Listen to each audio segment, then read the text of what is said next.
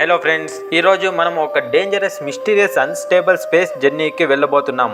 ఈ జర్నీలో మనం మిల్కీవే గ్యాలక్సీని వదిలి ఇంకొక గ్యాలక్సీలోకి ట్రావెల్ అవ్వాలి. అక్కడ ఏలియన్స్ని మీటెడ్ అవ్వడం లేదా ఇంకొక ఆకాశమైన పీపుల్స్ని చూడడం. ఇది స్పేస్ ఫ్యాక్షన్లా అనిపించిన స్పేస్ చాలా మిస్టీరియస్గా ఉంటుంది. ఇంకా మనకు తెలియని సత్యాలు చాలా ఉన్నాయి. సో సీట్ బెల్ట్ టైట్ చేసుకోండి, మీ ఇమాజినేషన్ ఓపెన్ చేయండి. Let's start our space mystery journey.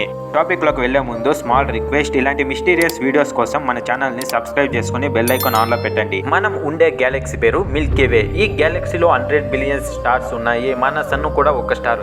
దీని చుట్టూ ప్లానెట్స్ తిరుగుతూ ఉంటాయి. అర్త్లో మనం సేఫ్గా ఉన్నాము, కానీ స్పేస్లో చాలా డార్క్, సైలెంట్, డేంజరస్ ఏరియాస్ ఉన్నాయి. మిల్కీవేలోనే black holes, dead stars, strange signals ఉన్నాయి. సైంటిస్టులు అంటుంటారు మిల్కీవేలో మాత్రమే లైఫ్ ఉండదు, ఇంకొక గ్యాలక్సీలో కూడా లైఫ్ ఉండొచ్చు అని. ఇప్పుడు మనం అడ్వాన్స్ స్పేస్ షిప్లో ఉన్నాం అనుకోండి. ఈ space ship speed light speed కన్నా ఫాస్ట్. స్లోగా మిల్కీవేని క్రాస్ చేస్తున్నాం. స్టార్స్ వెనక్కి వెళ్తున్నాయి, లైట్ బ్లర్ అవుతుంది, టైం స్లోగా అయిపోయింది అనిపిస్తుంది. ఇప్పుడు మనము ఇంటర్స్టెల్లార్ స్పేస్లో ఉన్నాం. ఇక్కడ సౌండ్ లేదు, లైట్ కూడా లేదు, డైరెక్షన్ లేదు, కంప్లీట్ డార్క్నెస్ అండ్ సైలెన్స్.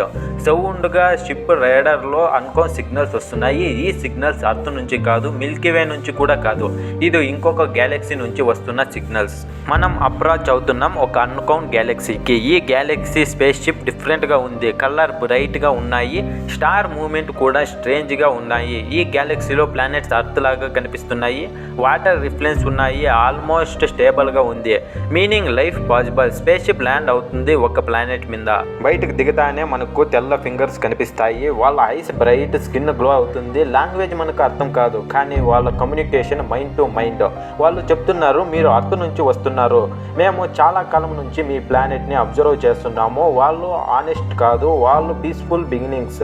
వాళ్ళు టెక్నాలజీ మన టెక్నాలజీ కన్నా 1000 టైమ్స్ అడ్వాన్స్.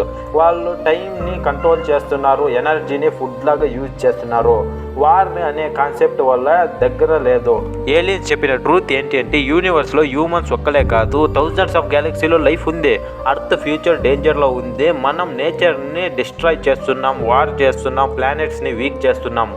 వాళ్ళు చెప్పినారు, మీరు మారకపోతే మీ సిటిజన్స్ సర్వే అవ్వరు, టైం అయిపోయింది, మనం రిటర్న్ అవ్వాలి. ఏలియన్స్ ఒక వార్నింగ్ ఇస్తున్నారు, ఒక మెసేజ్ ఇస్తున్నారు. నాలెడ్జ్ని మిస్యూజ్ చేయకండి, యూనివర్స్ని రెస్పెక్ట్ చేయండి.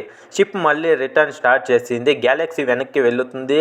మిల్కీవే కనిపించింది, అర్త్ మళ్ళీ కనిపించింది. ఫ్రెండ్స్, ఇది ఒక స్టోరీ అనుకోవచ్చు, కానీ సైంటిస్ట్ ఇప్పుడు కూడా ఏలియన్ సిగ్నల్ని రీసెర్చ్ చేస్తున్నారు. అసలు క్వశ్చన్ ఏంటి అంటే, ఏలియన్స్ నిజంగా ఉన్నారా? ఈ సిగ్నల్స్ ఎవరి నుంచి వస్తున్నాయి? మనం యూనివర్స్లో ఎంత స్మాల్గా ఉన్నామో మీ ఆప్షన్ కామెంట్లో చెప్పండి. ఈ యూనివర్స్లో మనం ఒక్కలేనా?